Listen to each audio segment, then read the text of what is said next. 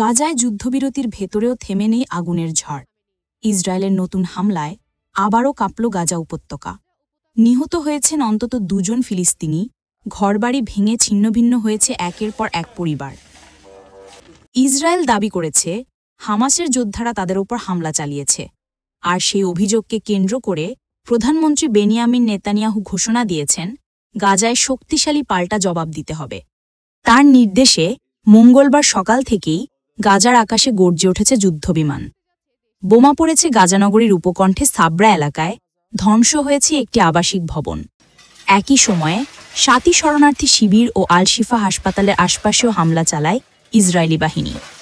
মধ্য গাজার দেইর আল বালা এলাকায় কামান থেকে ছোড়া হয় গোলা। চারদিকে শুধু ধোঁয়া আর কান্নার শব্দ। ইসরায়েলের গণমাধ্যম বলছে, দক্ষিণ গাজার রাফা এলাকায় ইসরায়েলি সেনা ও হামাসের মধ্যে তীব্র সংঘর্ষ হয়েছে। এর পরপরই প্রতিরক্ষামন্ত্রী ইসরায়েল কাজ হুঁশিয়ারি দেন, আমাদের সেনাদের ওপর হামলার জন্য হামাসকে চড়া মূল্য দিতে হবে। এর কিছুক্ষণ পরই আসে নেতানিয়াহুর নির্দেশ, গাজায় অবিলম্বে শক্তিশালী হামলা চালানোর। প্রধানমন্ত্রীর কার্যালয় জানায়, নিরাপত্তা বৈঠকের পর প্রধানমন্ত্রী সেনাবাহিনীকে সর্বাত্মক অভিযানের অনুমতি দিয়েছেন। তবে এই নির্দেশের পরই আবার প্রশ্ন উঠেছে, যুদ্ধবিরতির মানে তাহলে কি?